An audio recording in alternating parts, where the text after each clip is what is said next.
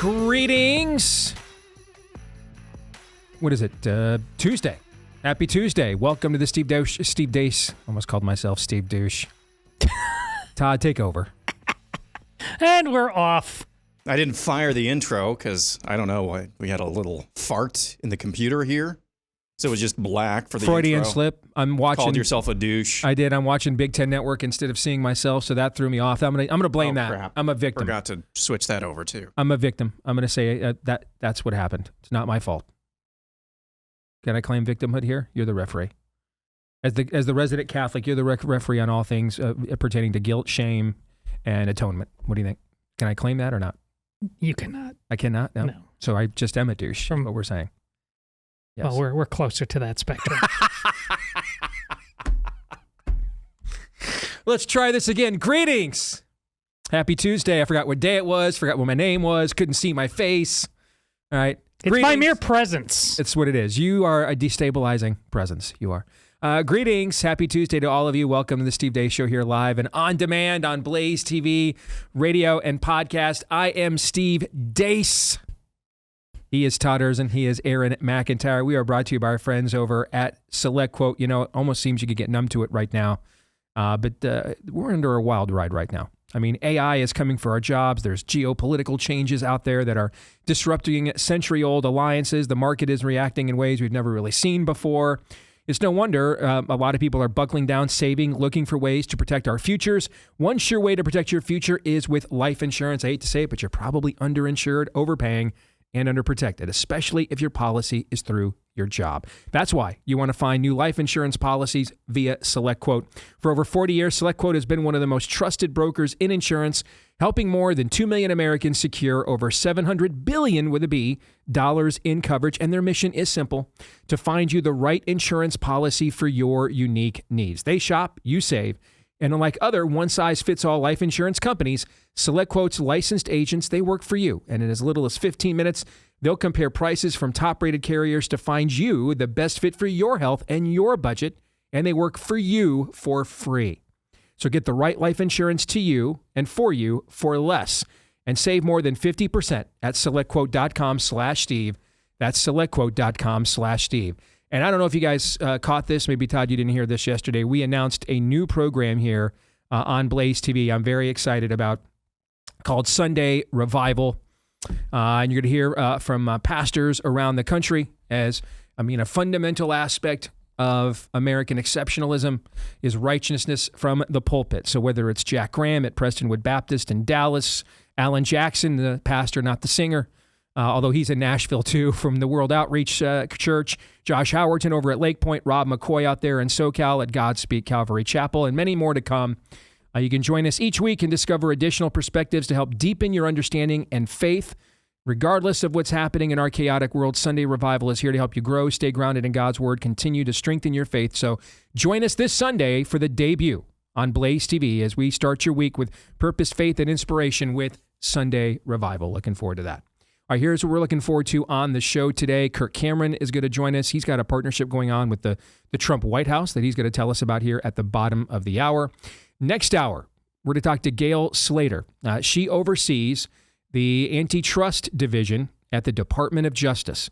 And she's about to go to war with Google. And given Google happens to own, fellas, a little product known as YouTube. Our friends. Yes. Our benevolent allies.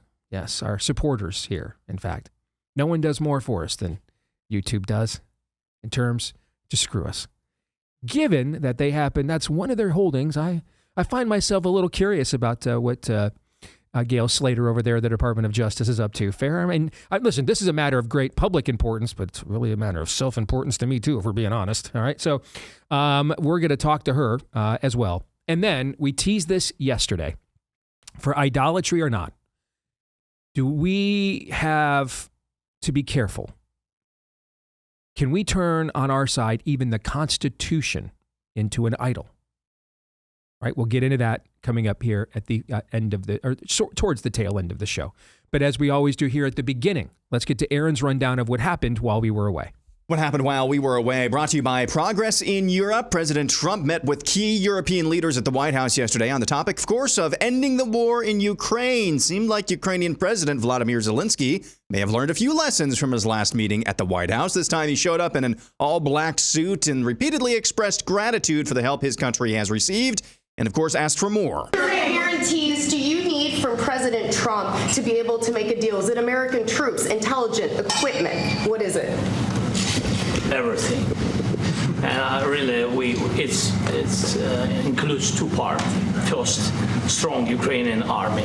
That's what I began to discuss with your colleagues, and it's a lot about weapon and then people and training missions and intelligence. And second, we will discuss with our partners. Last night on Truth Social, Trump said the meetings went well enough. He's now trying to set up a trilateral meeting between himself, Putin, and Zelensky. This morning on Fox News, Trump said all he wants is the killing to stop. Just want to end it. I want to end it. You know, we're not losing American lives. We're not losing American soldiers. We're losing Russian and Ukrainian, mostly soldiers. Some people, as missiles hit wrong spots or get lobbed into cities like Kiev and towns. But, if I can save 7,000 people a week from being killed, I think that's I want to try and get to heaven if possible. I'm hearing I'm not doing well. I am really at the bottom of the totem pole. But if I can get to heaven, this will be one of the reasons. In other news, Attorney General Pam Bondi and FBI Director Kash Patel are bringing on Missouri Attorney General Andrew Bailey as an additional deputy director of the Bureau to serve alongside Dan Bongino. It's been 179 days since FBI Director Kash Patel assumed office. Still no word on restoration of whistleblowers like Garrett O'Boyle and Steve Friend. Colorado Secretary of State Jenna Griswold, whose office accidentally posted the passwords to voting machines and hails from the state who tried to remove Trump from the ballot. She's really upset that President Trump is planning to do away with mail-in voting and voting machines. Look, mail ballots are secure. They cannot be hacked because they're a piece of paper. That is increasingly more important as Trump has made our elections less secure since taking office again. He's disbanded much of the federal government's work on countering foreign disinformation and is obviously taking cues about democracy from a dictator, Putin. In California, a new bill is making its way through the Assembly. According to the California Family Council, Assembly Bill 495 makes sweeping changes to the California Family Code by expanding who can fill out a caregiver's authorization affidavit. It's a legal form. Gives adults authority to make decisions about where children attend school and what health care services they receive. Previously, this form limited significant health care decisions to certain relatives. AB 495 expands that definition to include vague categories like, quote-unquote, non-relative extended family members. Pastor Jack Hibbs of Calvary Chapel, Chino Hills, says if this bill passes, the consequences for parents will be unbearable. The affidavit that is given to the person who can extract your child from the public school system and daycare centers here in California, if Gavin Newsom allows this bill to be passed, some of the greatest attorneys in America, some of the ones who have appeared before the U.S. Supreme Court, have come to our rescue and our aid, and they've told us that the bill is worse, Pastor Jack, than what you've said. This is a state legislative disaster designed to have your child taken from you in the guise of public safety. If it doesn't stop, if he doesn't stop it, then you do need to extract your children from the state of California's reach by getting out of the state of California. Hillsdale College President Larry Arnn raised some eyebrows when he said this on his show recently. And you said something really important with the letter that Washington writes to the Jewish synagogue. There is a difference between liberty and toleration, that those were not identical. So religious toleration is we have an established church, we have a state religion, we will tolerate those who are dissenters. Liberty is a more expansive definition. And I, until you were reading it there again, I had forgotten that Washington makes that important connection. Yeah, Hillsdale College is famous, which is a good thing, and almost always. But some mischievous journalist writes, but they are admired by the Christian nation. And it sort of, and I wrote a letter to the editor, and they probably printed it. I just said, somebody admiring somebody else doesn't necessarily say anything about somebody else. That's right. But if they do admire Hillsdale College, they will learn from it that a Christian nation is not possible. because Jesus' kingdom is not of this world. And finally, checking in on the Minneapolis mayoral race, here's a rally for Omar Fattah. Congresswoman at the Shane. Yeah.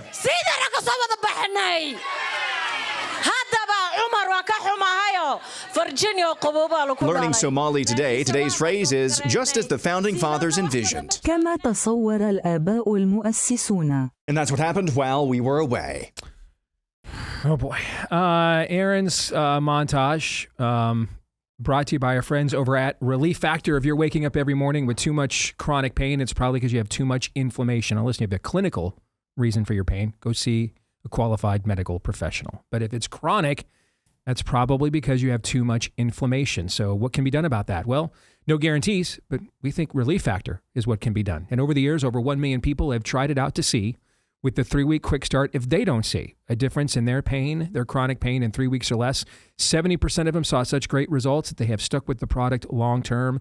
And it costs just $20 for you to take that bet yourself. That's a pretty good wager, pretty good odds.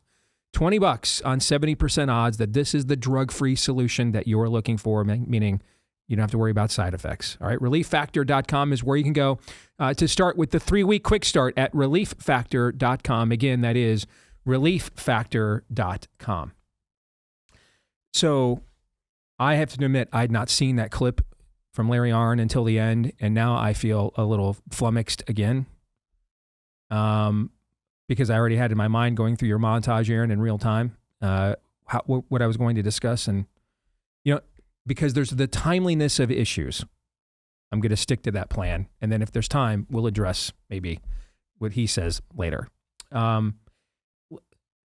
I don't know this. I have no sources, but I just doing the math very quickly. It looks to me like, and maybe I'll be proven wrong here, 6 months from now. But I can't see either Andrew Bailey or Dan Bongino being the co-director of the FBI, co-assistant directors of the FBI. Now even I'm confused by their titles. I can't see that being a long-term venture. Thoughts? Yeah, we are drifting into clown car Trump 1.0 world with this stuff, which we kind of got used to. Meaning you think Omarosa might be next? Grab a Scaramucci here, an Omarosa there, a Rex Tiller over there, and a Reince Priebus here. I'm trying to throw out a caution flag as politely as possible, considering that Dan Bongino is involved. But guys, come on. I don't like this. It's not just mere competence. To your point in the column you wrote today, which involved the Minneapolis loon, among others. You can laugh at that all you want to, but Jack Hibbs is telling you we're going to get to that too. Close from we will have to flee. Arrests must happen. New status quos must be employed. There are no options. This isn't just a mere preference. This is survival. Listen, I love Dan to death.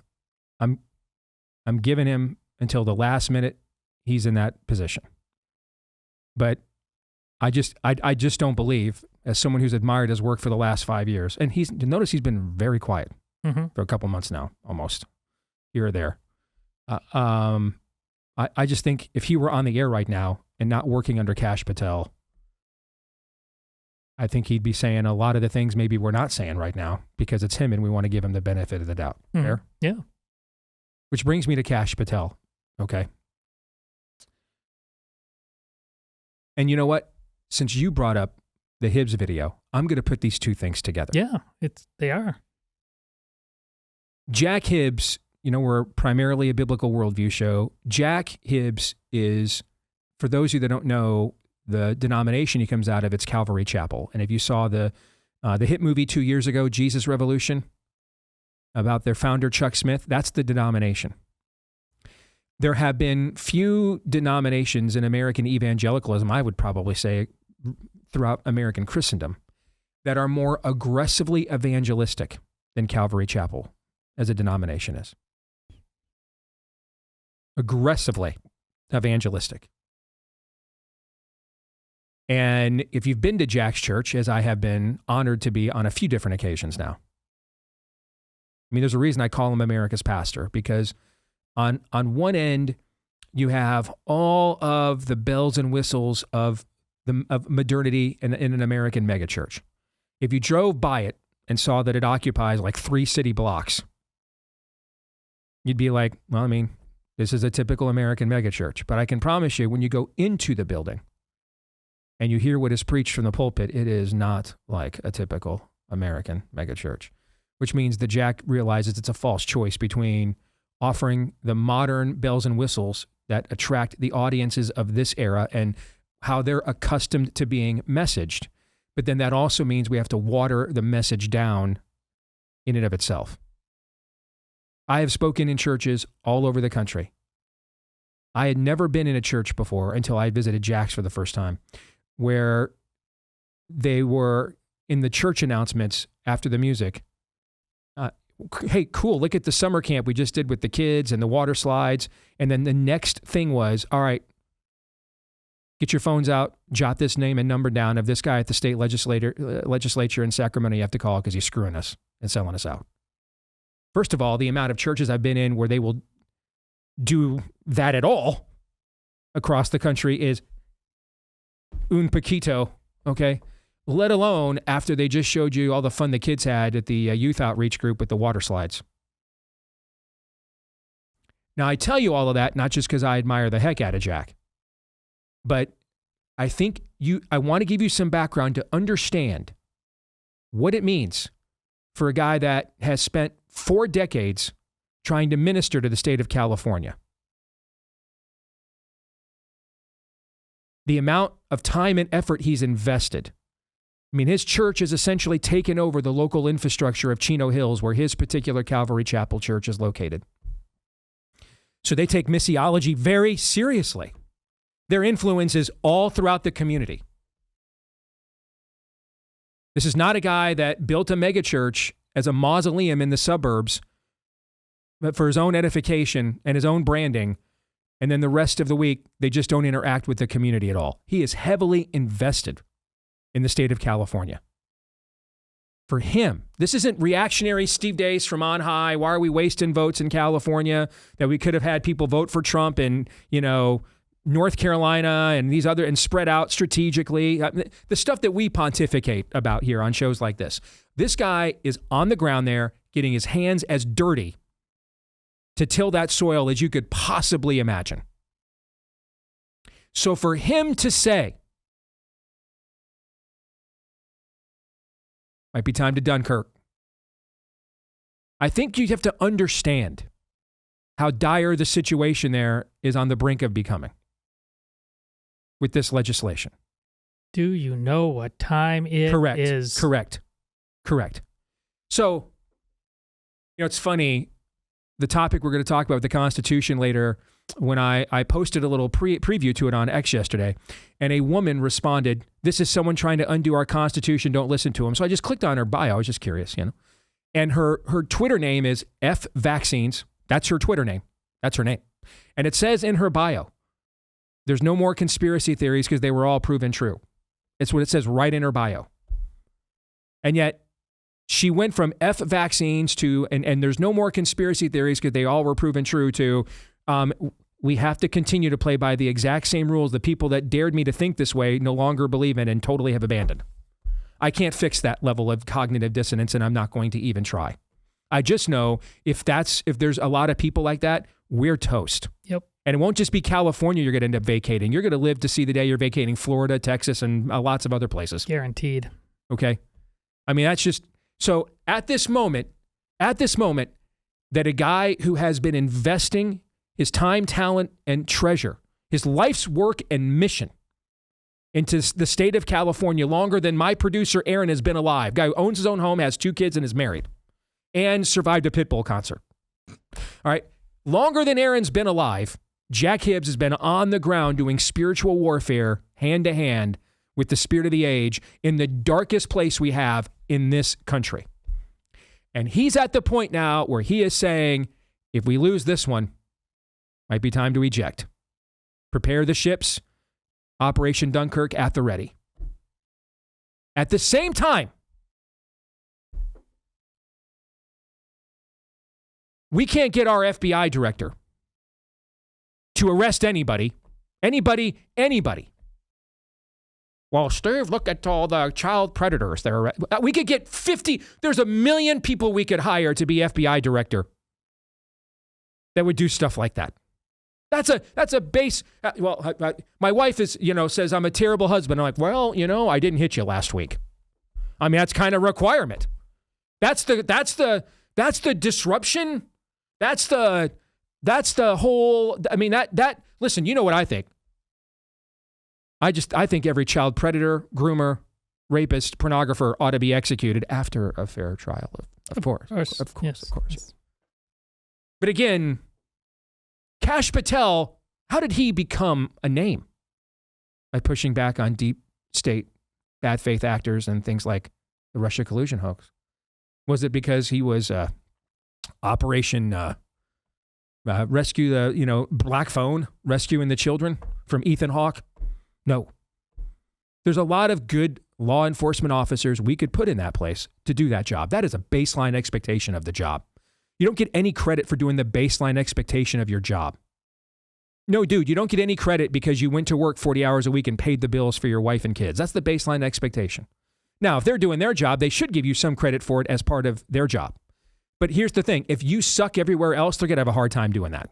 Okay?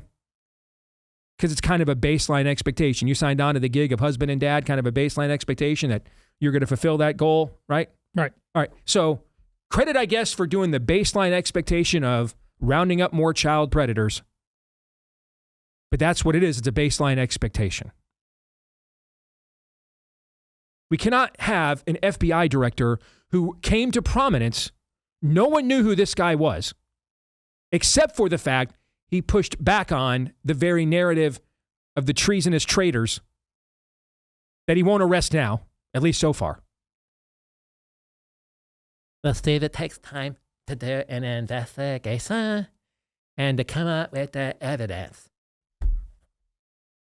How much time did it take to indict Trump for 94 years of not filling out an alleged hush payment to a porn star side piece 20 years ago?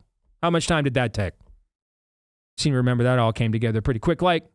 Couple of times. Yeah. Okay, fine. I'll even grant the grace that if you're going to come at the Kings, better make sure you've got what it takes, right? All right. I'll even grant they're dotting their I's and crossing their T's. You know what they could do right now? They could do it right now and send a message right now. You know what they could do? Honor all of those FBI whistleblowers like our good friend Steve Friend. They could honor them all and reinstate them. Or at the very least, give them all their back pay, some kind of letter of commendation, and wish them well in their future endeavors in law enforcement at the local or state level and other places. And they could have done that 10 minutes ago. They could have done that 6 months ago. They could have done that 5 months ago, 4 months ago, 3 months ago, 2 months ago, a month ago, yesterday, the week before, right now, in 5 minutes, 10 minutes from now, tomorrow. Now! Do it now! The state of California is about to decide we can medically kidnap your children. And it's law. And we can't even get back pay for the guys on our own team who stood up when no one else would against the regime. Hell to the no. I've got some thoughts on what Larry Arnn had to say. I'd like to hear more. I have such respect for Larry and his work. I'd kind of like to ask him some clarifying questions of what he means. But you know what? I've decided I don't think I have the luxury of debating Larry Arnn's esoteric views on what is or isn't a Christian nation. Because I'd like to at least have a nation. Can we at least have a nation? Well, I really think we need to debate theonomy. You know what we need as a nation? How about a nation first? Can we have a nation first? Lots of pagan countries arrest traitors. Lots of countries that never heard the Westminster Confession, the Heidelberg Catechism, don't even know what a reformation is or existed hundreds and thousands of years before it did, knew enough to arrest traitors. Knew enough to honor the people who exposed the traitors. Now, I've just given up on Kash Patel. Don't know him, never met him. It's pretty clear Dan Bongino's not really wielding any power in there. I think that's pretty honest, and he'll have to negotiate with his own audience when he comes back whether he did enough or not. But it's pretty clear he's not calling any shots. Fair? Yeah, it seems so. All right. He doesn't even share. He's not even the deputy director by himself anymore. Never met Kash Patel in my life. Don't know Pam Bondi, but I do know who the guy they ultimately report to is. And it's actually not the president. It's Senator Chuck Grassley, the Judiciary Committee, that has direct regulatory oversight over the FBI and the Department of Justice. And it just so happens that Steve Friend also has Iowa ties. He was stationed here. So I don't know that I have ever done this, but I'm going to do it now. You guys could help out here. I want you to write this number down and make a call. Do it right now if you're listening to this live. If you're listening later tonight on a podcast, it'll be closed. Do it tomorrow. 202-224-3744. 202-224-3744. That is the number for Senator Chuck Grassley's Washington, D.C. office. I know you tried calling it earlier today, right, to reach out to them and offer. I have reached out to them. Yep. It wasn't a phone call, but I'm awaiting to hear back about him coming on the show and explaining. We would like to know why these men have not been reinstated yet, these heroes, really. Why they at least have not been given back pay. Because here's the thing. If we're going to do these whistleblowers dirty, good luck having future ones. There might be people right now at other agencies that would like to blow the whistle on the deep state entrenched traitors that still exist, but I don't know, look what they did to the FBI guys. What are you going to do to me? Am I going to get left hang out to dry? There's no excuse for this. And the other side is passing legislation in our largest state that they can medically kidnap your kids just because. We can't even get back pay for the guys who stood up to the forces that want to do things like medically kidnap your kids. You're done here. Literally, why am I wasting my time? Why have esoteric debates with Larry Arnn on theological nuance? And it's irrelevant. Just a basic function of a nation. If we don't understand you reward your heroes and punish your enemies, then we're done here. We're literally just done. Tap out. Do what you like. Just a basic function of a frickin' nation. It's disgusting. It's inexcusable. If you've got something on these whistleblowers that somehow the Biden administration missed and forgot to prosecute, by all means, let us see it. Otherwise, what is this?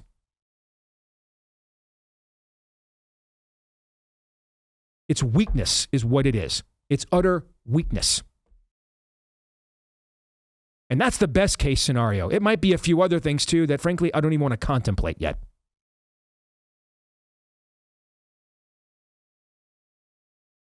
Vladimir Zelensky's gotten more time at the White House than the FBI whistleblowers have. Explain that one to me. Where's their medal ceremony? What are we doing here? We cannot win a battle of lawfare when only one side is engaging in it, and they're the ones actually breaking the law to even do it. And it goes unpunished over and over again. If we cannot at least reward our own heroes that stand up to them, if we can't take that basic step, I'm just telling you right now, if you can't reward your whistleblowers with back pay and some kind of award and a letter of commendation, you're never seeing Clapper and Brennan in handcuffs. That's much harder than rewarding your heroes. So why does California do things like this? Why does the spirit? It's all one spirit of the age. Why? Because they know they can. They know they're going to get away with it. We have to change that. We have to demonstrate otherwise, or we're going to see more and more of it.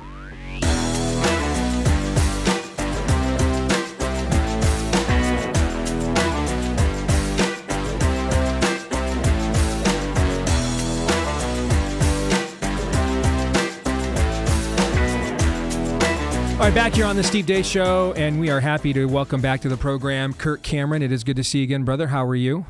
Steve, I'm doing great. Nice to see you. How you doing? I'm doing very well. It's one of those days here in Iowa where we're getting to the shower after going to the mailbox, but where you live, you see a lot of those. So yeah, I'm sure you have zero sympathy for us whatsoever. Wait a minute. You just said something about showering after the mailbox. What are you talking about? Humidity? Yeah, it's so humid. Like filthy people around you. Yeah.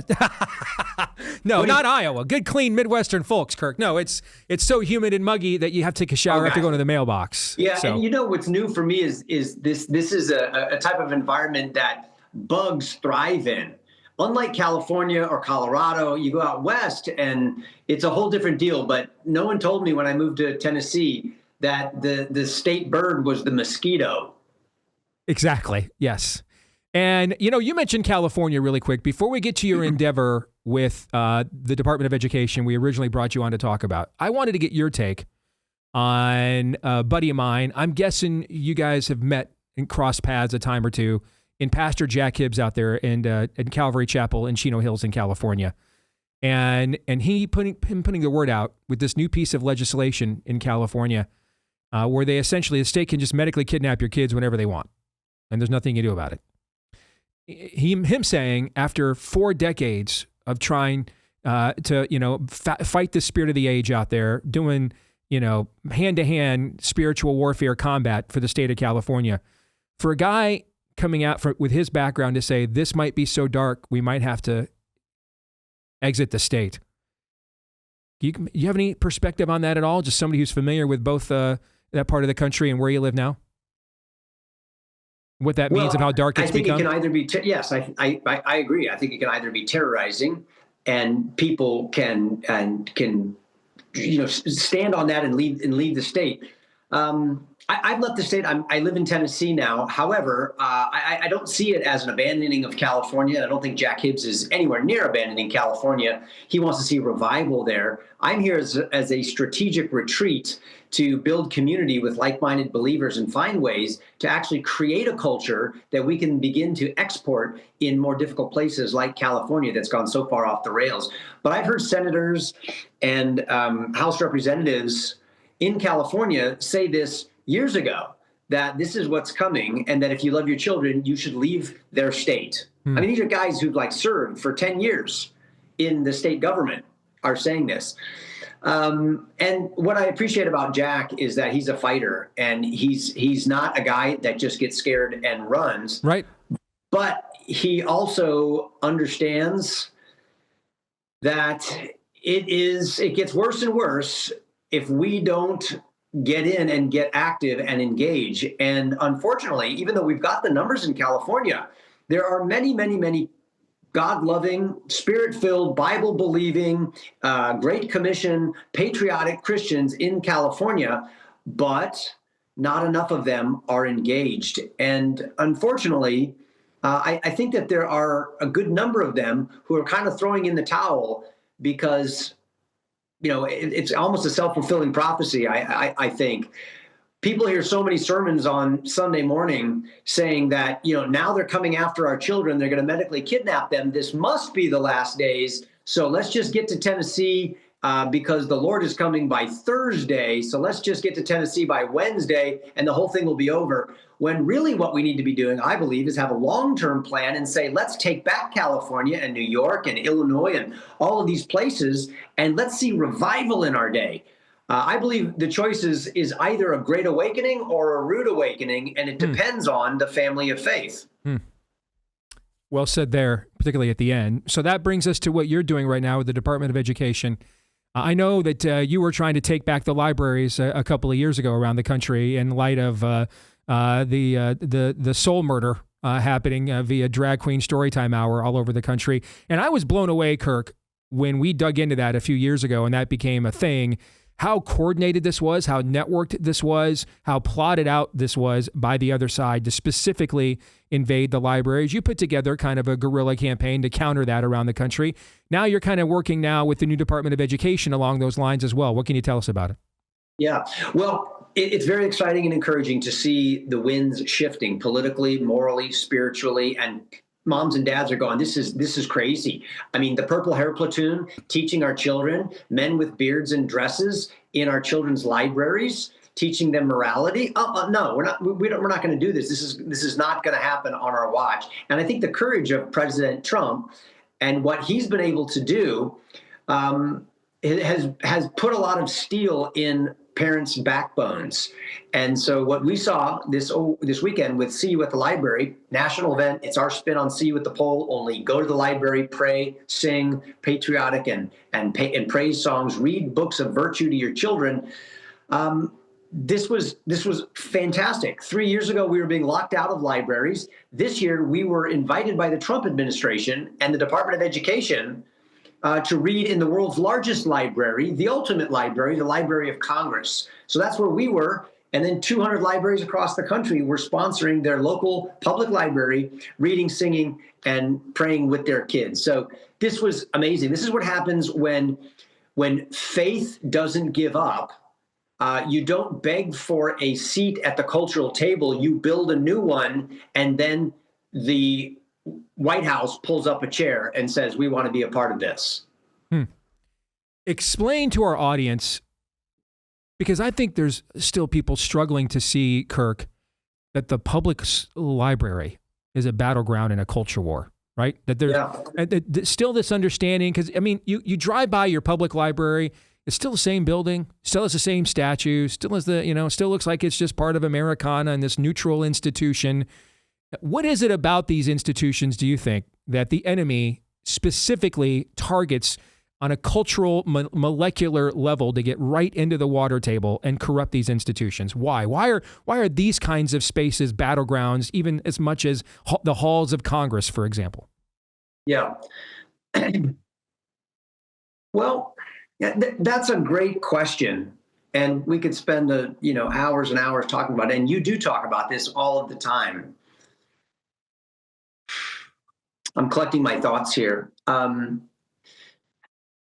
There is a way to build the future if you want it. And it's found in Deuteronomy chapter 6. First, the parents need to take the words of God and drop them down into their heart and let them take root, Moses said. And then the parents teach these things diligently to their children, and they do it when they're sitting in their house, when they're walking along the road, when they're going to sleep at night, think bedtime stories and prayers and blessings, and when they rise up in the morning and they go back to school.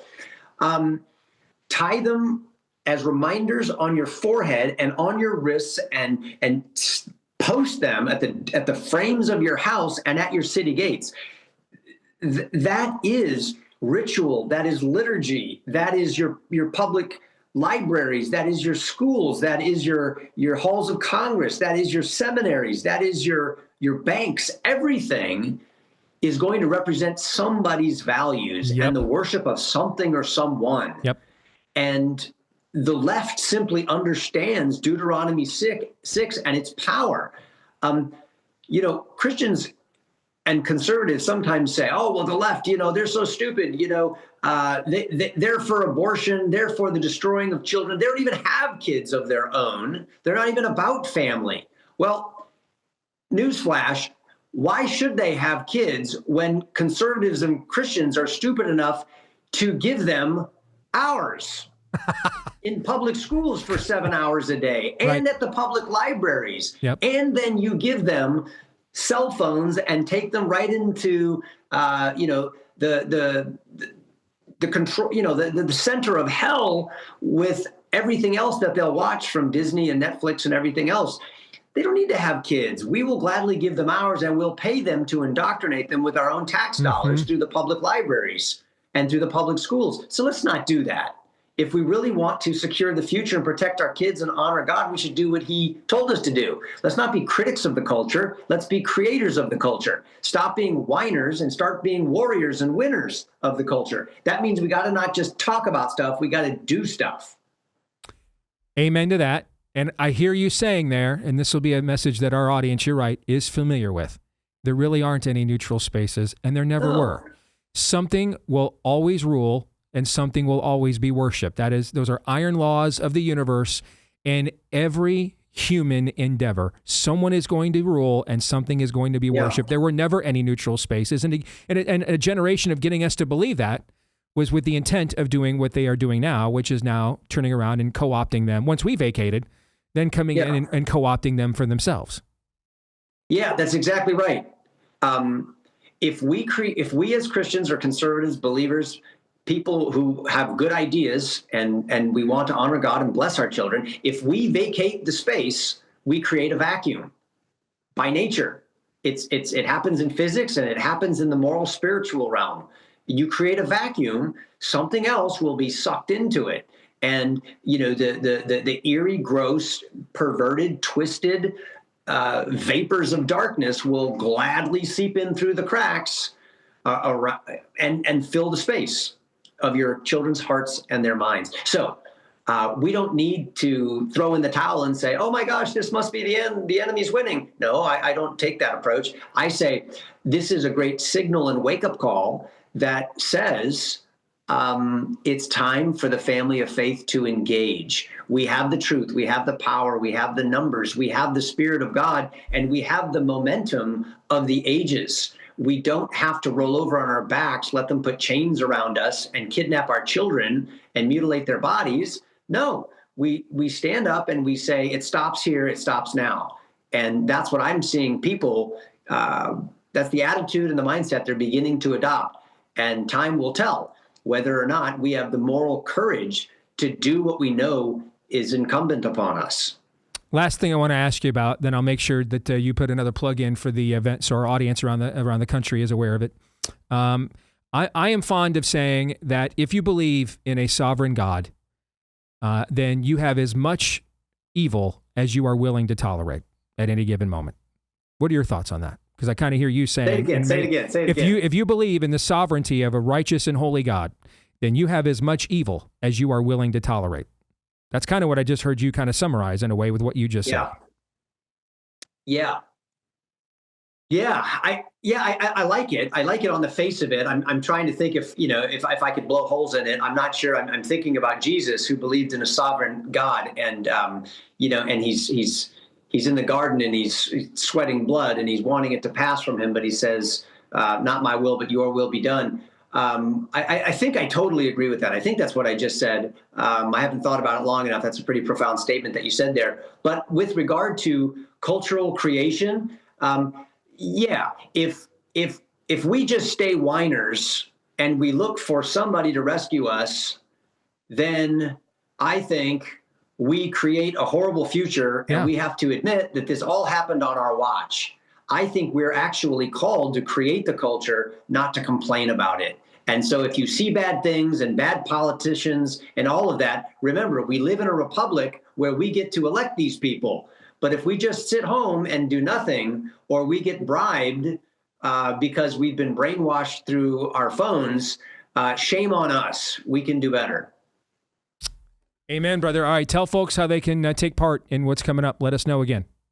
Oh, thank you. Go to bravebooks.com. They're the geniuses behind all of these brave books for children with pro-God, pro-America values. They're also the ones behind See You at the Library and a brand new TV show that we're producing together called Iggy and Mr. Kirk, kind of like a modern day Mr. Rogers.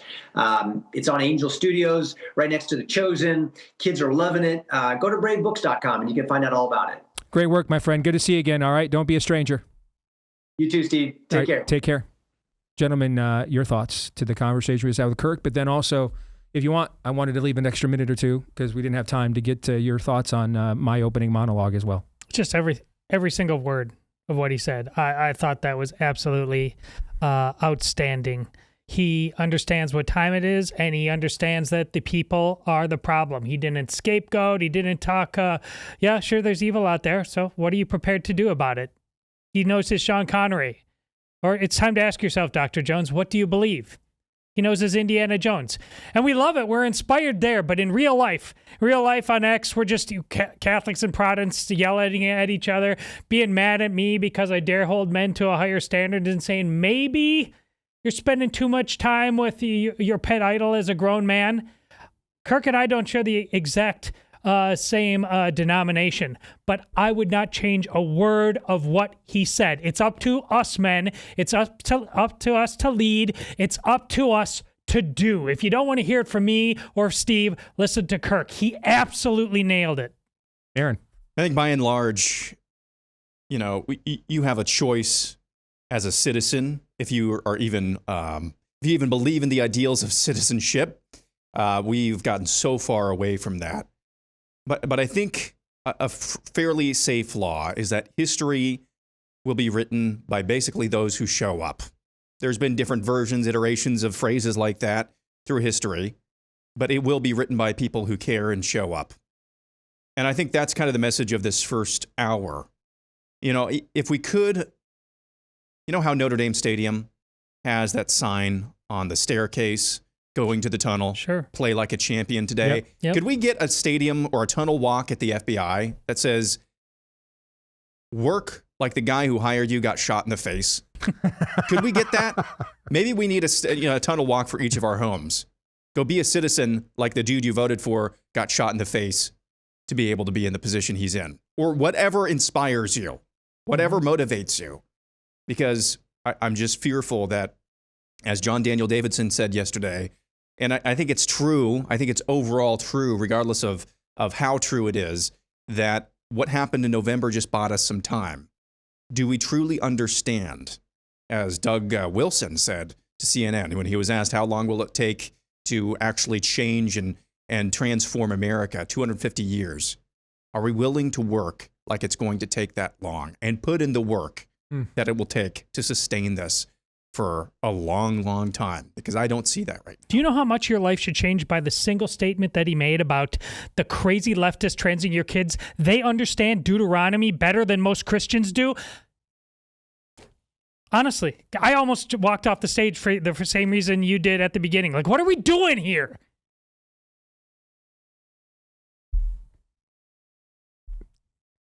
Meanwhile, we can't issue a press release to a half dozen or so heroic whistleblowers, thanking them for their service to the country, for the evil that they helped to expose and to uproot.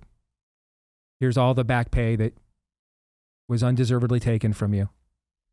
And you'll get a letter of recommendation from the United States federal government for any future local or statewide law enforcement opportunities you'd like to pursue. We can't even do that. We can't even do that. Hour 2 is next.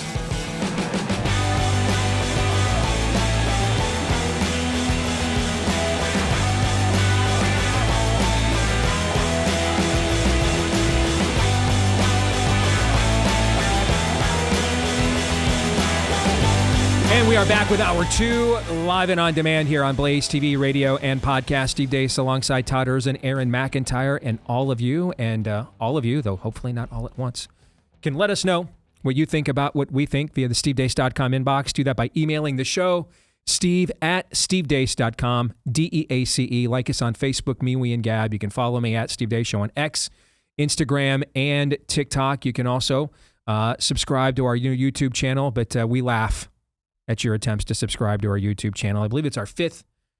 I've lost track how many different YouTube channels we've tried to launch. I can't tell you how many times a week people will email me, hey, I thought I was subscribed to your channel. Now I'm not. I don't know what happened. I got an email from a guy pointing out to me that if you even try searching for our show on YouTube, okay, it doesn't even give you like the little icon to let you know that a new video is available, right? Hey, no big deal.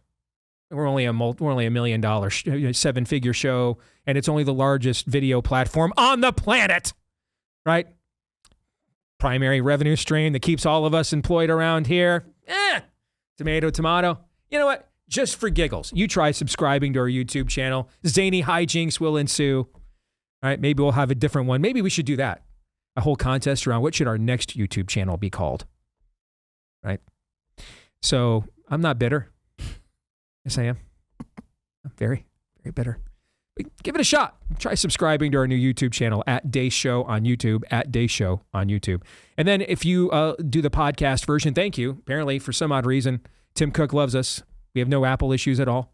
They do great by us. And you guys have given us over 10,000 5-star reviews on Apple iTunes alone. So thank you for each and every one of those, regardless of what podcast platform you're a part of. If you wouldn't mind leaving us a 5-star review, we would appreciate you adding your name to the list. You can also hit subscribe or on Apple iTunes follow to make sure that every time we do a new episode, it's there in your podcast feed. And this part of the show brought to you by our friends over at Constitution Wealth. They've got a couple of questions for you. Number one, are you unknowingly funding companies that oppose your values with every investment that you make? And then number two, are you sure that your hard-earned dollars are not actively working against the very principles you voted for in the last election? If you think the answer to that is yes to one, if not, sadly, both of those questions, you need to get connected with our friends at Constitution Wealth right away, because instead of taking the gifts God gave you and being blessed with your productivity and ingenuity, and then having all of that wealth that you were blessed with then weaponized against you, you can actually weaponize it against the spirit of the age. And they'll show you how to do that. You can be both prophetic and profitable at the same time. They'll help you screen your investments for investment opportunities that line up with your values at the same time. So get started today with a free consultation. All right. And you can do that by going to constitutionwealth.com/blaze. Again, free consultation to see if it's right for you at constitutionwealth.com/blaze. And remember that Constitution Wealth is a registered investment advisor, so you should review their disclosures at constitutionwealth.com to understand their services and fees.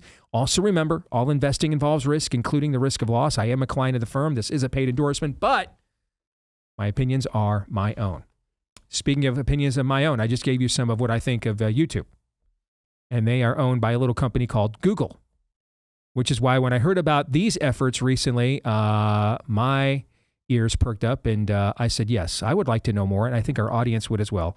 Abigail Slater runs the Antitrust Division over at the Department of Justice as the Assistant Attorney General over there. She joins us here today on Blaze Radio, TV, and podcast. Good to see you, Abigail. Thank you for joining us. How are you? Steve, it is such a joy to be with you. Thank you for having me. So when you and I first connected, I just checked with some of my peers in our industry, and several knew you and had interactions with you and all spoke very glowingly of you. My favorite one came from our friend Brianna Morello, who told us that you were the one person that reached out to her and offered to help her and gave her some sympathy when Fox News let her go for not taking the jab. So I wanted to mention you're in good company there. So we are proud to have you on the show and see if we can maybe help you get the word out about what you're doing here where Google is concerned. So welcome again to the show. No, and thank you for mentioning Brianna. I mean, boy, has she gotten lemons and made lemonade in life, and she's a total fighter. I'm so proud of her. Indeed. All right, so let's talk about Google. Why in the world would you possibly be interested in what they're doing other than what they're doing? Like what I just talked about, for example. I heard you. So give us the details. Yeah. So I thought, wow, I'm here to talk about Google search, and Steve cares very much about YouTube and his relationship with Apple. So next time we'll talk about Apple. How's that? Yes. But I'll start out with Google search, and just to level set, get you all up to speed with where that process is, because antitrust litigation is very complex. It's what you would call elitist, and it can be slow moving. So the Antitrust Division here at DOJ has been involved with some pretty complex litigation involving Google search since 2020. So it's a case that was filed during the president's first term in late 2020. The last administration carried the case forward and litigated the case, and a judge here in DC found Google liable of monopolizing the online search market, which is obviously something we're all very familiar with. So many of our online sessions start with a Google search. It's also an unusual case in that it's bipartisan between administrations. Mm-hmm. It's also wildly bipartisan between the states. And so this is an unusual case in this day and age. We have 49 states who have joined us in this effort. And we refer to this case as the case that unified the country. So we're at a point in the process now where we're looking at remedies. The judge found Google liable of monopolizing the online search market.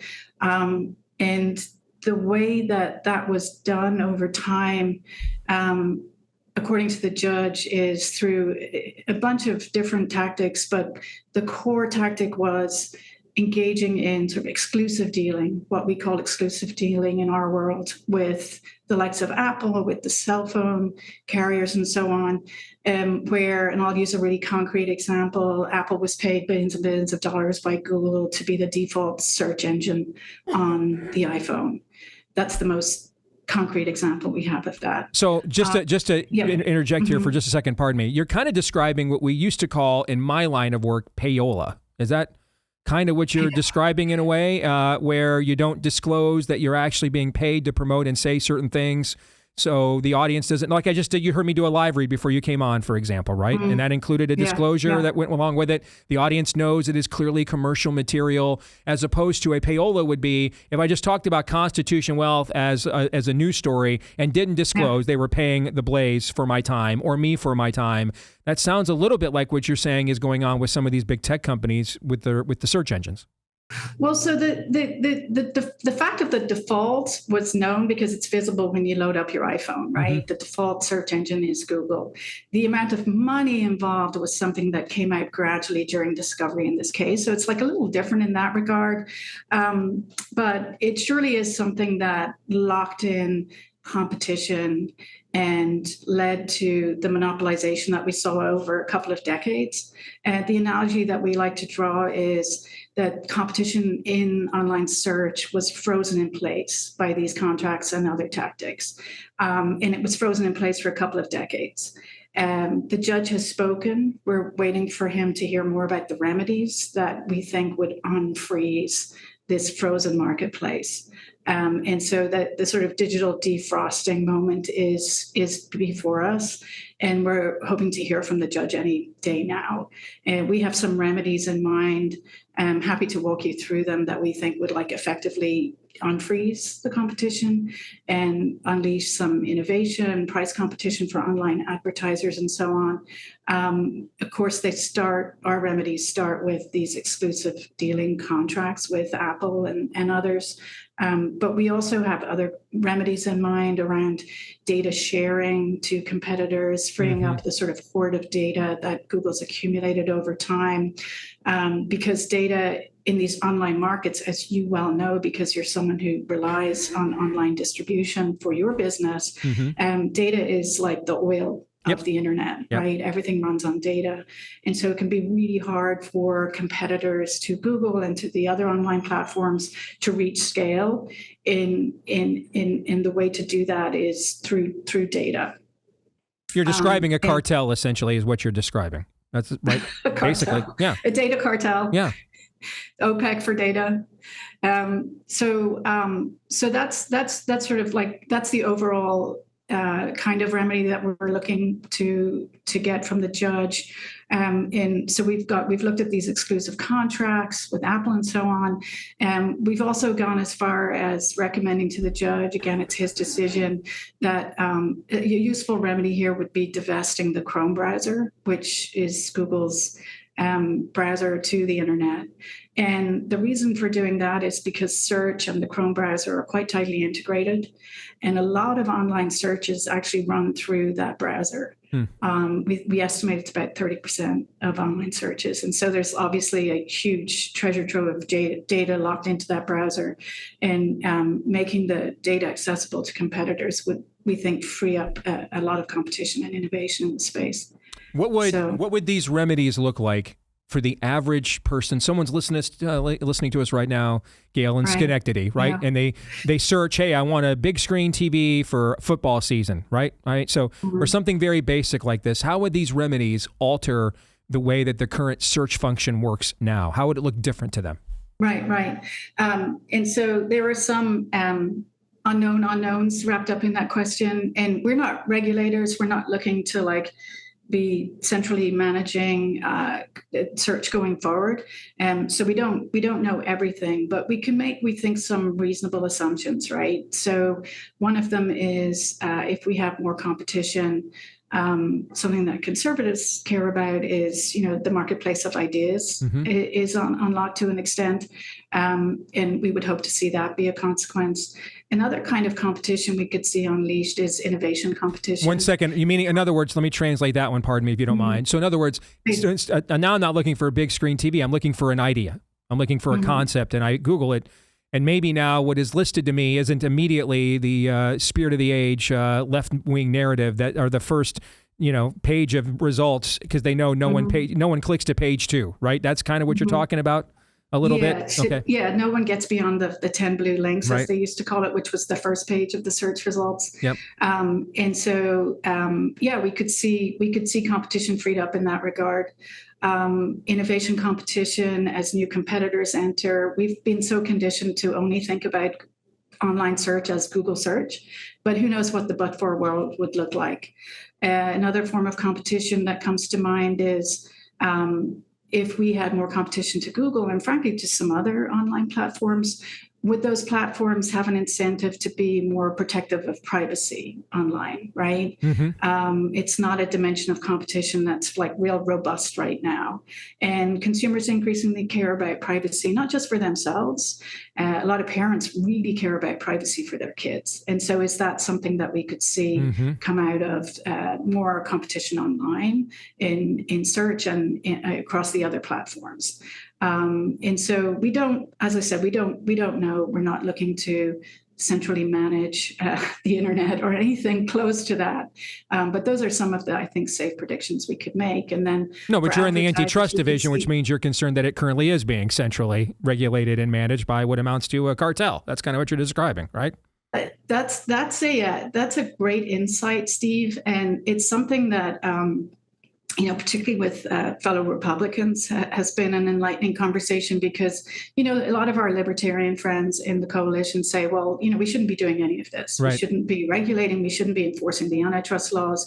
Just let the markets heal themselves. And these disequilibriums, these marketplace problems that we see will eventually get sorted out through competition, new entry, all that good stuff. And then a point that newer Republicans, people on the new right are saying is, yes, we don't want to regulate, but we must accept that in many ways, these companies have gotten so big. Yeah, they're the regulators.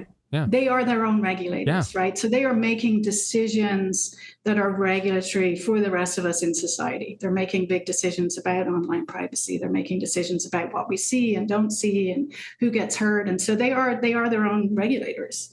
And so that becomes a question around well, who do we want to be making those value decisions and choices for the whole of society, right? Do we want for companies or do we want other people to have a say and a seat at the table? Which brings me to the last thing about this I wanted to ask you about. How, even if the judge agrees to the remedies you guys want to see, how would we make sure these things are enforced? I mean, I can't even tell you, for example, when we have a little bit of experience with this.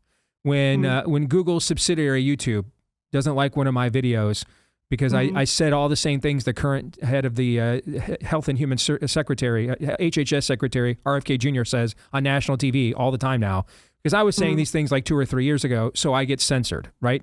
Our page gets struck. We can't publish new content.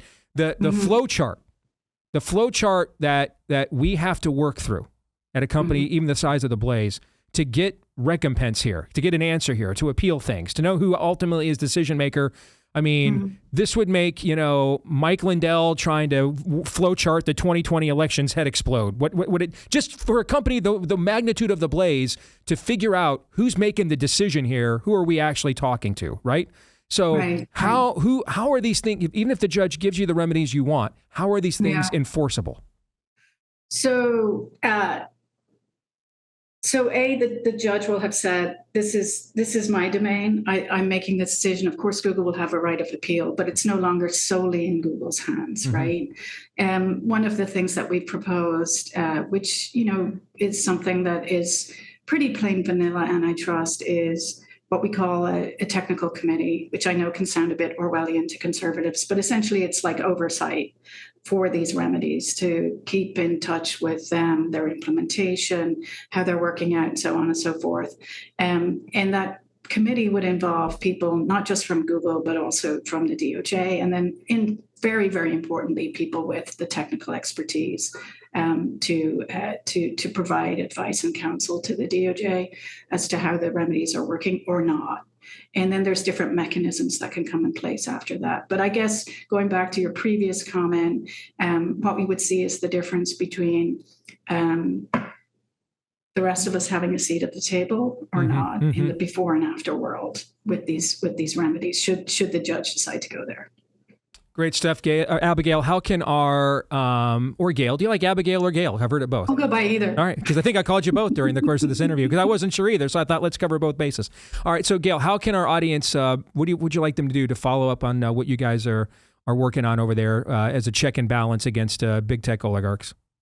Well, so please follow the work. We're on X. My work account is AAG Slater. I'm on Truth Social with the same handle. And please follow and support our work. We are antitrust nerds, but we really believe in what we're doing. And we really believe in these cases. And with the support of the president, we're carrying them forward. All right. Keep up the work and keep us posted. All right. It's great. It's really important stuff. Thank you, Gail. Take care. God bless. You bet. That's Assistant Attorney General Abigail, but you can call her Gail Slater, head of the Antitrust Division.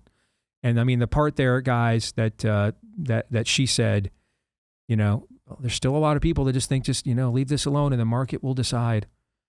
They clearly have never tried to appeal a strike on YouTube. Dude, she dropped something in passing that I kind of chuckled at under my, just in my mind.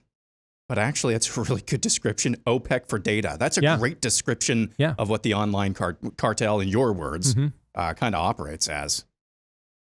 Steve, will you allow me a sports analogy? Of course. We love our sports analogies on the show. Yes. I bet a lot of the people telling her to do that are sports bros. Telling her to just do the Adam Smith invisible hand. When Big Tech cut the hand off. I'm pretty sure the same people, when it's like the middle of the second quarter and the game plan hasn't worked out so far, but the coach seems stubbornly going to do, I'm sure they're just sitting there, just let it work itself out. Just come on. Keep running into the line, coach. Keep it up. Good job, coach. Will take care. You damn fools. How do you live with yourselves with such nonsense? Just let it play out. That's a good game plan. There's there isn't what she's telling you is there's no free market in the big tech world. The other side has a demonic game plan. Yes. You have your BS. Yes. I guarantee you which one's going to win. Yeah. I just want to be left alone has lost in every history book that's ever been written. What I find also fascinating is that even the previous administration wanted to break this up because we know through Alex Berenson and his successful suit that they were engaged in their own cartel of censorship via big tech and big pharma and big government, right? So I'm fascinated that there are still some of the old classical liberals, even in the old Biden regime, that even they carried the Trump administration's lawsuit forward into their era because that's the kind of stuff that liberals used to do when we were kids, right? And we put up with all of the other, maybe the Soviets or misunderstood stuff they did, because they did provide a valuable resource on things of this nature, okay? Yes. But now they want to join with the cartel. Now, it's that one of my favorite pieces of content that was created during the entire scandemic was Ryan Long, the comedian. When he did the man on the street wearing the mask and he's wearing the Pfizer shirt. Yes. And he goes out and he grabs people on the street. Corporations are terrible. Corporations are evil. And they're like, yeah. And he goes, and what about Pfizer? No. Right? Okay. Yes. Corporations are terrible, awful, and mean, and evil, and need heavily regulated, except for the companies injecting experimental substances and serums into my body. Yes. Whether it's us, whether it's Kirk, whether it's her, I don't There's a theme today. I don't know if she's not a Christian lady or not, but I'm just saying, folks, smash the idols. All of them. All right. Well, that's a good segue to where we're going next, which is idolatry or not. All right, brought to you by our friends over at Brick House. They've got a new whey protein product out. Now, I tried it before I brought it to you guys because my system in whey protein most whey protein products don't work. That's why I have to do things like collagen protein for protein supplements and boost. And there's not a lot of that on the market, not nearly as much as whey, right? So they said, hey, will you try this out? So the first test is, will my system tolerate it? Then the second test is, will my taste buds? Well, I've been on this now for about a week and a half. And the flavor that you see there in the graphic, if you're watching on Blaze TV or on YouTube,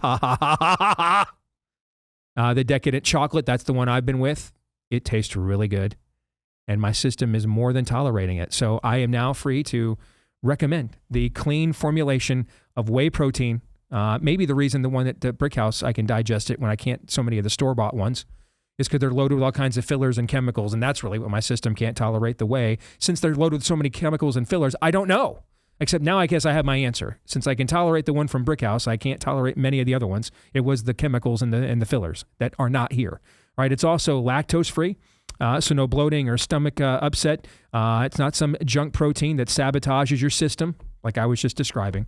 All right, so you want to give it a go right now. You'll get 20% off with the promo code Steve. Promo code Steve at thenewway.com, WHEY. See what they did there? The New Way. All right, thenewway.com is where you want to go, WHEY, thenewway.com. Use the promo code Steve for 20% off at thenewway, WHEY, thenewway.com. Promo code Steve for the big discount there. All right. So I've been watching this debate simmer for the last couple of years, and I was curious where it was going to go in light of winning the last election. Because I have been, I opened the show up today not happy that we still have not honored the FBI whistleblowers, given the honor that they're due. But overall, by and large, for the first 6-7 months of this year, I have been at times flirting with optimism, which we don't do a lot of around here. Fair. Correct. It's by and large. And take a drink. And so I was curious, how many people, there are false choices on both sides of these kinds of debates. Like the term woke right, I am convinced it has no meaning. I don't know what it means. I think there are some people that are earnestly concerned about some of the elements and things emerging out of the alt-right. Concerned about a Bolsheviks versus Mensheviks thing. Why don't you just say that then? Thank you very much. Just use that language then. And maybe they originally articulated the term because of that concern, but it's kind of become a catch-all. Frankly, I think it's been hijacked by a well-known atheist who I have no idea how he gained so much of a foothold on the American right, but that's just not because the church doesn't want that space, maybe. Could very well be the case. And so he's kind of used it now as his own. He's not made himself, this James Lindsay guy has kind of made himself the watchdog of the American right, and even what Christians can and cannot pontificate on, can and cannot say. And everything he doesn't like seems to be woke right, and all of his followers and seem to follow his lead. I have no idea what the term even means anymore. That being said, I do think that there are some elements. I've spoken out against it myself. In fact, I went to an event where I thought some of those elements might be there and spoke out against it right to their faces, okay? Who I think are trying to use the current concern we have of where the system is, based on stuff I said at the top of the show, as a means by which to inject some of a different kind of venom into the culture and have an excuse to do that, which I'm opposed to. But at the same token, just because we won the last election, we cannot just act as if, well, that's a clear sign, therefore, that the system is still working, so carry on. And you just heard from the Assistant Attorney General of the United States. She's not doing that in her antitrust division. Hey, she's like, we can't just, hey, you know what? We won. So back to the marketplace of ideas and the free market we go, and Google, go get them, kids. We can't do that. We're going to have to be discerning and nuanced here, all right? So I want us to discuss, along those lines, if it is possible to turn the Constitution even into an idol. And I'm going to do so by presenting a theory. And I posted this on social media yesterday. Let's start with this. The most important words in the Constitution are "we the people." Because it indicates that the people were made for the Constitution, not the Constitution for the people. We are not a system of governance. We are a people. And therefore, we agreed, because we're a people, these people, we agreed to submit to a shared system of governance. That means before there was a constitution, there was a country, and that country was its people. Now, who are the we the people referred to here? What culture or cultures did they represent? What customs and heritages did they have in common? What values with one another did they share? Was it an amorphous blob? Or are there specific answers to the questions that I just asked? See, the left has abandoned any pretense whatsoever of abiding by the Constitution. And the reason why is because it first answered the questions I just asked you. It asked and answered those questions for itself. And it came to the conclusion that it has nothing in common with us except a shared landmass, and now we watch it behave accordingly. Hence the top of the show, where now even Jack Hibbs, after 4 decades of trying to evangelize the state of California, is saying we may have to Dunkirk this thing with what they're about to do. And maybe it should be a sign if Kirk Cameron, Jack Hibbs, and Steve Deace all incidentally make the exact same point. They're trying harder at Deuteronomy than we are. Yes. Wake up. Yes.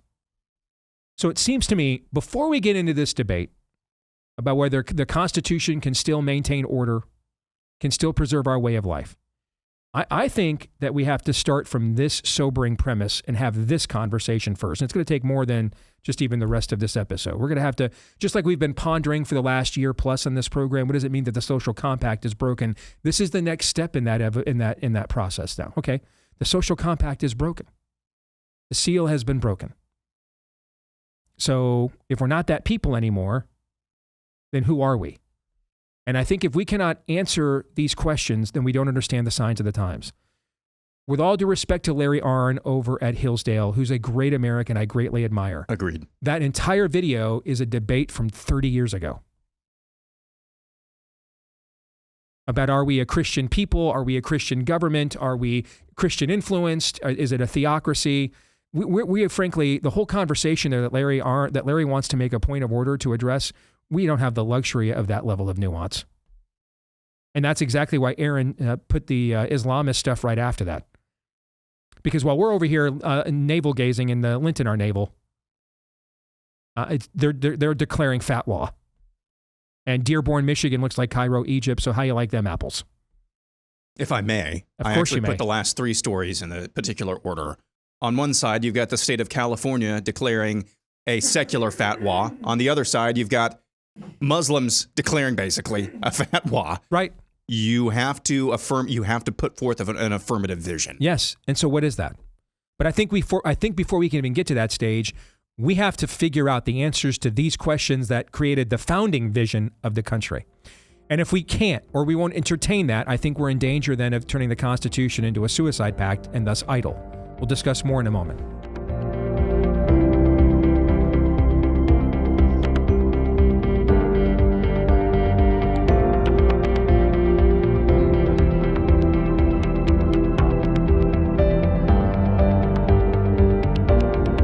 All right, back here on the Steve Deace Show, and we are powered by our friends over at Moxie Pest Services. They are celebrating their 25th anniversary, and the reason why they've lasted this long in a really competitive space is because they understand that it really is the little things that make all the difference. And when we first got connected with Moxie, the thing I loved the most about who they are is the daily check-ins they do with their techs. And it's on both the services and technologies to keep your home pest-free, but then also customer service. Lost art in America today, like many others, to make sure now that they're not the real pest. You know, they're not the ones, you gave them the code to the garage because you trusted them. And they went in, did the job, then they left the garage wide open. It was open all day long. Who knows who got into your house? Kind of stuff like that. Oh, they didn't cover their feet, so they tracked everything all over your house. That kind of stuff makes a huge difference. And that's why, again, they've been around for 25 years. And that's also why they want to be your new pest control service. And they're going to give you a special offer. Your first one is just $25 to celebrate their silver anniversary, their 25 years in business. So get your first pest control service for just $25 when you go to moxieservices.com, MOXIE, MOXIE, moxieservices.com/Steve. moxieservices.com/Steve. And use the promo code Steve. You'll get your first pest control service for just $25 with the promo code Steve at moxieservices.com/Steve. All right, so let me also make sure I make very clear what I say about not turning the Constitution into an idol. My goal is I would like to preserve our constitutional republic. But it cannot be preserved with a two-tier justice system. It cannot be it can't be preserved with Islamism. It just simply cannot. Because of the answers to the questions, I think we're going to have to spend some time here in this era answering amongst ourselves. And it's a very biblical question. It's asked many times in the epistles. I mean, many of the epistles can be summarized, and that's really the letters of the apostles in the New Testament. That's what the term epistle means. Many of the epistles can be summarized by the words Peter writes in one of his epistles when he asks this question: what kind of people ought we to be? Right, a new social compact has been established now, a New Testament. We are to love one another. We're to give Caesar that which is his honor, but refuse Caesar the honor that he is not owed. Husbands are to love their wives. Wives are to respect their husbands. Children are to obey their parents. Parents are not to exasperate their children. We mutually submit to the social hierarchy of God's order while we are all within that hierarchy mutually submitting to him. Right, so these are all variations of social compacts. Answering the question now in light of who we are as a people within the church, of course. All right, the Holy Spirit, Christ has come, Messiah has come, our sins have been atoned for. God has sent the Helper, the Holy Spirit. He now lives in and through us, the hope and glory, Christ in me. So it's no longer I who live, but Christ who lives in me. The prophecy of Ezekiel, the heart of stone has been replaced with the heart of flesh, right? And so what if we declare that that's the people we are, then what kind of people ought we to be then when the world looks at us? What should that look like? Same thing applies now for a nation. Can any people live by our constitutional republic? Why is it that when we try to just, download a constitutional framework onto a flash drive and we send it to Kabul and Baghdad a decade or two ago, and we uploaded it in that, and we plugged that flash drive into their Arabic-speaking computers, and we downloaded the information of how to be a constitutional country? Why didn't it work? Why didn't it work? If we're just a governing system, if we're just a marketplace of ideas, then why weren't we able to export a marketplace and a system to Kabul and Baghdad? Why didn't it work? Why didn't the Arab Spring work? If that's all we are, that would seem to indicate, gentlemen, that's not all we are. That there is something unique about the belief systems of those who created our systems that made these systems possible. Which would also seem to indicate, given that this is the longest concurrent ongoing experiment in self-governing human freedom in the entire history of our species, that sort of belief system is probably going to be required at some level of critical mass for said constitutional republic to continue. Now, everybody's going to immediately want to jump to what are the draconian actions that must be taken because of what we're talking about, when in reality, the first thing we have to find out is, do we even know what we're talking about here? Are we right about this? And if we're not, then we don't have to have the further conversations. We'll just keep playing this thing out. So the questions I think we actually have to answer are, is it true that the most important words of the Constitution are we the people?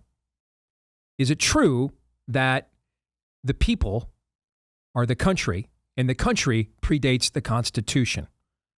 Is it true, therefore, that the Constitution is to serve the people, not the people the Constitution? If all those things are true, then who were the we the people? What was their culture? What were their customs? What traditions, heritages did they share? What values did they have and hold in common? I think we have to answer those questions among ourselves first before we understand what it will take now to defeat the left. Otherwise, with all due respect to Larry Arnn at Hillsdale, who's a great man, and we spent much of the last 2 years on our show in partnership with Hillsdale promoting what they do. And they're an invaluable resource. I think John Daniel Davidson, who was just on our show yesterday, is a Hillsdale grad, I believe. I think that's true. Okay. But with all due respect to Larry Arnn, that sounded like Ted Cruz wanting to say to Tucker Carlson, oh, by the way, let me drop Genesis 12:3 on you. Oh, by the way, I want everybody to know we can't have a Christian country. Brother, we're trying to make sure we don't have a freaking Muslim one. Can I get a witness on that? Yeah, Larry should have eaten the chicken sandwich, for God's sakes. Yeah. we are not afforded the luxury of sitting. You know who was afforded the luxury, the founding of this? See, what Larry's having is the conversation the founders had. Okay, what's liberty? What's tolerance? Where does it come from? What's virtue? What's vice? What do we do with all these colonies that are all founded in different sects of Christianity who all disagree with one another to varying degrees, and now they're going to live in one country? How do we manage all of that? They had the luxury of that debate because they fought a war for independence and pledged their lives, fortunes, and sacred honors.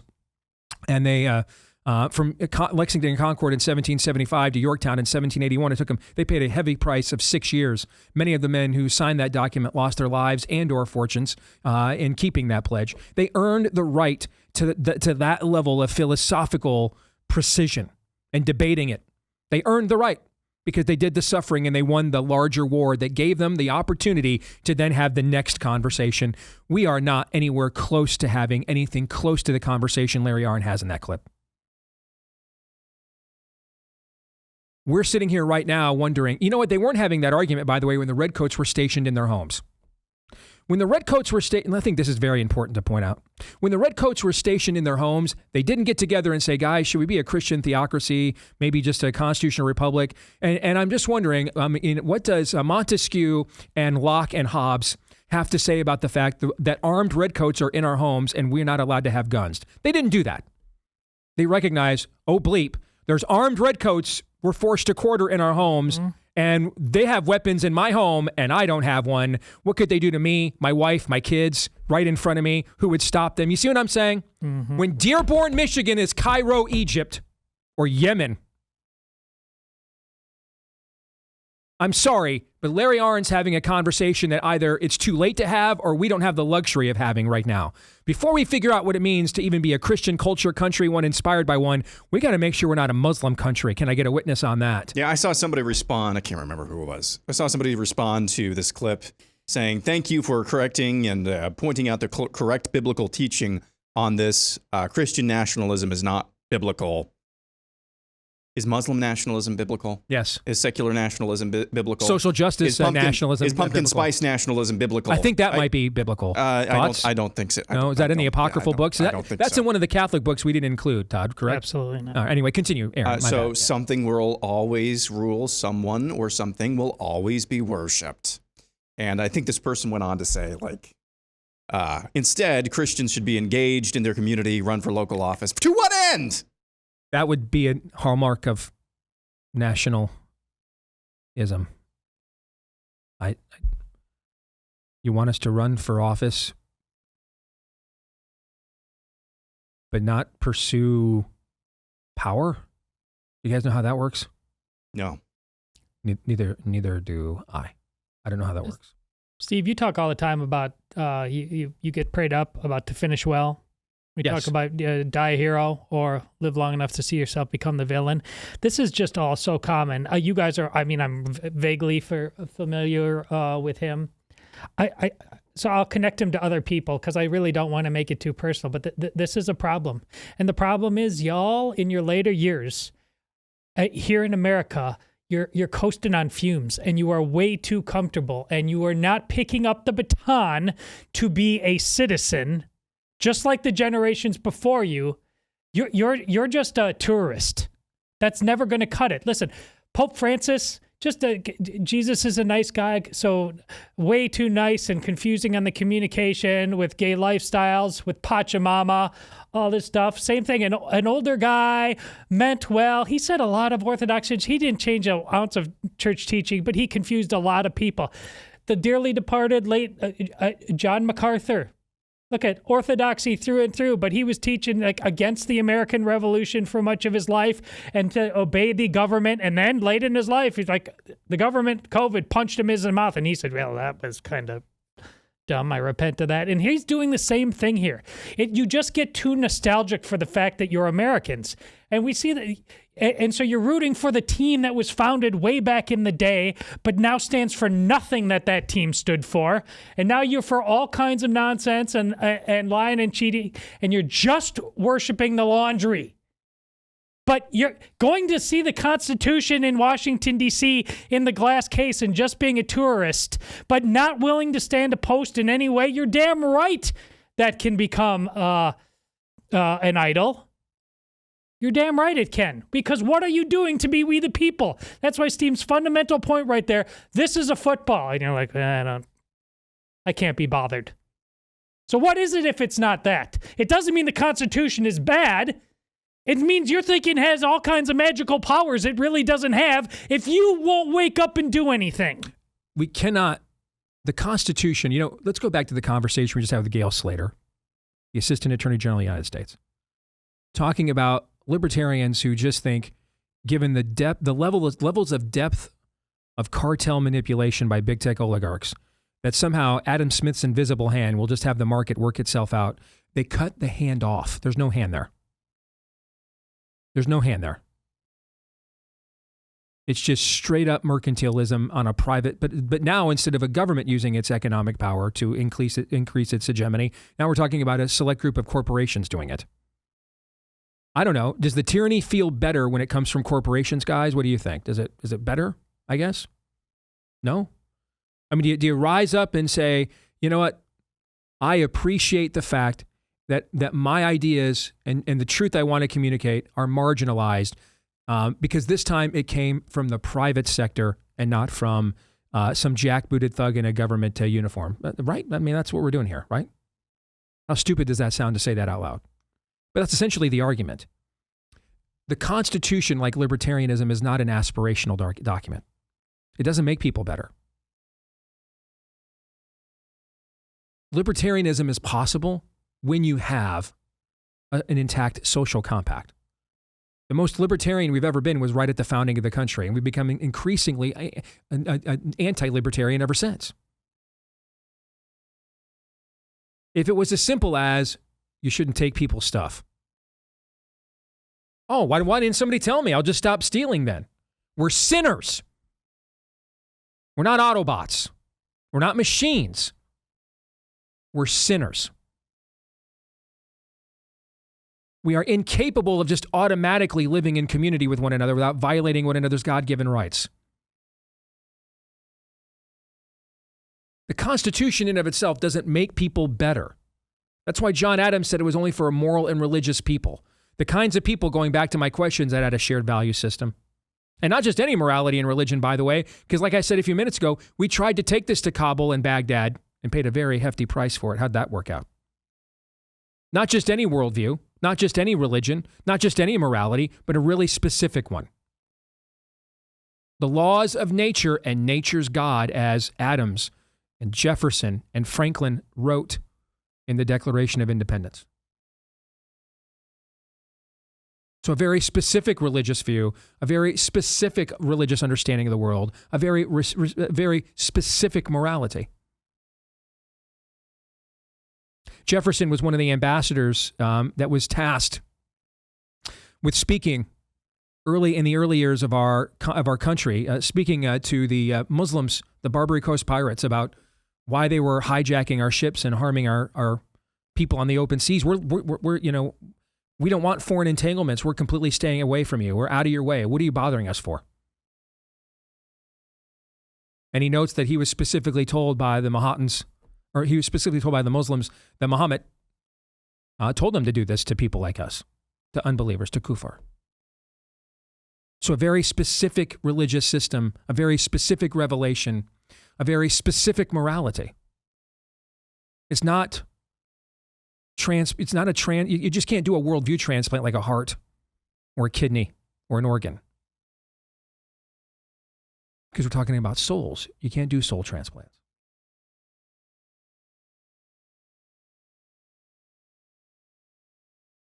So when one side of the argument says, we are completely not going to live by your constitutional republic rules anymore.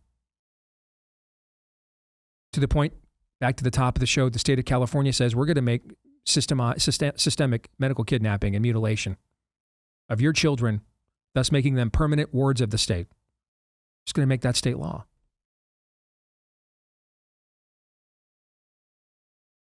Well, Steve, this is why we're going to have to sue them in federal court. And I'm sure the Supreme Court will strike this down. In the meantime, is California going to say, we'll hold up on this, waiting for this to be adjudicated just to make sure we're in the right? No, they're going to press on. Because the goal is power and control. The rabbit's got the gun in California and has for a long time. Yes. So, who are the we the people? What were the customs, traditions, values they held in common and shared? Do we have a critical mass of that in our culture today? Those are the questions we have to start by answering. Romans 8:28.